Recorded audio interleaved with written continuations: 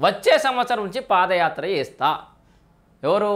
KT Ramarao అన్న పాదయాత్ర చేస్తారట. మరి హరీష్ రావు పాదయాత్ర చేస్తానన్నాడు, అదేంటి పోయిందో తెలియదు. అంటే పెద్దబాబు పర్మిషన్ ఇస్తలేనట్టున్నాడు.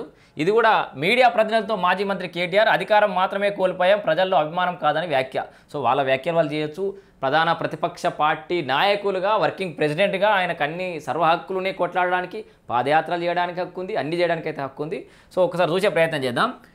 ప్రభుత్వ వైఫల్యాలు, ప్రజా సమస్యలు తెలుసుకునేందుకు వచ్చే సంవత్సరం నుంచి రాష్ట్ర వ్యాప్తంగా పాదయాత్ర చేస్తానని భరాసా కార్యనిర్వాహక అధ్యక్షుడు కేటీఆర్ వెల్లడించారు. సో ఏప్రిల్ 27న వరంగల్లో నిర్వహించనున్న పార్టీ 25వ ఆవిర్భావ సభను పురస్కరించుకొని సూర్యాపేటలో గురువారం నిర్వహించిన తొలి సన్నాహక సమావేశంలో ఆయన ప్రసంగించారు. అనంతరం ఎమ్మెల్యే ఇంట్లో కొందరు మీడియా ప్రతినిధులు ఆయనతో మాట్లాడారు.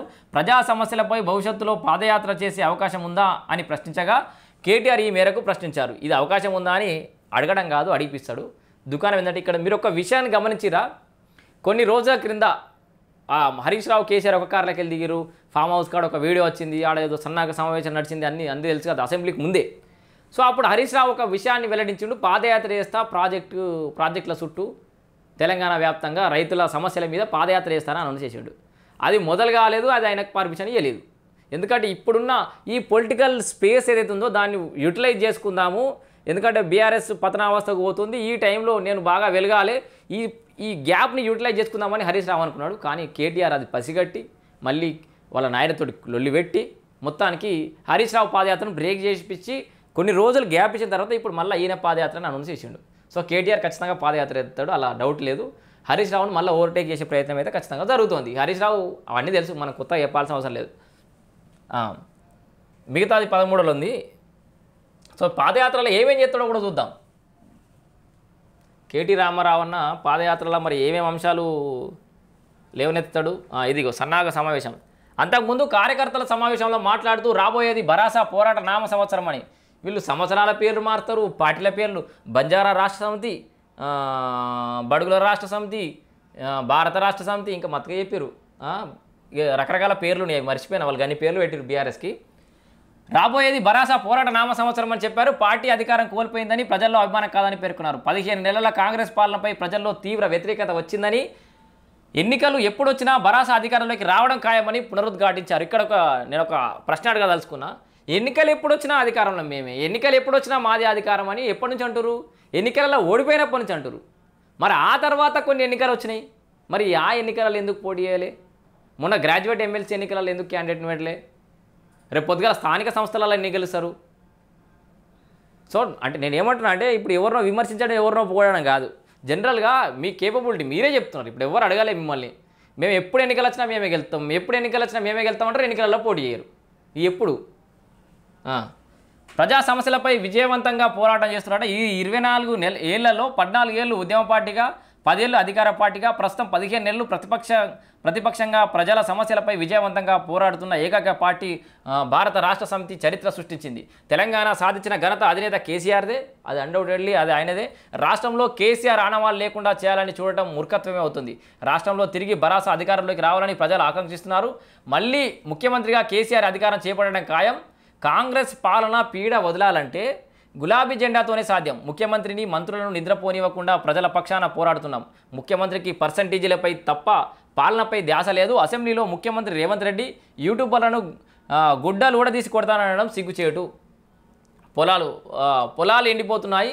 కేసీఆర్పై ఉన్న కోపంతోనే రైతుల పొలాలకు నీళ్లు ఇవ్వడం లేదు. మేడిగడ్డపై చిన్న నెర్రె పడితే కాళేశ్వరాన్ని మూసేసి గోదావరి నీళ్లను ఆంధ్రకు వదిలేస్తున్నారు. గతంలో ఎస్ఆర్ఎస్పీ ద్వారా కాళేశ్వరం ప్రాజెక్టు నుంచి సూర్యాపేట జిల్లాలో 2.5 లక్షల ఎకరాలకు 2 పంటలకు సాగునీరు అందించాం. ప్రస్తుతం ఈ జిల్లాకు చెందిన సాగునీటి మంత్రి ఉన్నప్పటికీ పొలాలు ఎండిపోతున్నాయి. కృష్ణానదిలో కేసీఆర్ హయాంలో 36% నీటిని వాడుకున్నాం. ప్రస్తుతం 24% కూడా వాడుకోవడం లేదు. ప్రాజెక్టులో నీరు ఉన్నప్పుడు చెరువులు నింపుకోవాలన్న అవగాహన లేదు. బడ్జెట్లో 6 గ్యారంటీలను విస్మరించారు. తెలంగాణ రైతులకు అందాల్సిన రుణమాఫీ సొత్తును ఢిల్లీలో కాంగ్రెస్ అగ్రనేతలకు సీఎం రేవంత్ రెడ్డి కప్పం కడుతున్నారు. మొదట రైతు రుణమాఫీకి 49,500 కోట్ల రూపాయలు అవసరమన్నారు. చివరికి 20,000 కోట్లని ప్రకటించారు. ఇక్కడైతే నిజంగా డెఫర్ చేస్తున్నాం మనం ఈ విషయంలో. వాహిని టీవీ ముందు నుంచే పోరాటం చేస్తూనే ఉంది. రైతుల రుణమాఫీ పైన రణం చేస్తూనే ఉన్నాం కంటిన్యూగా. అది ఎక్కడ కూడా ఆపలేదు, ఆగదు కూడా.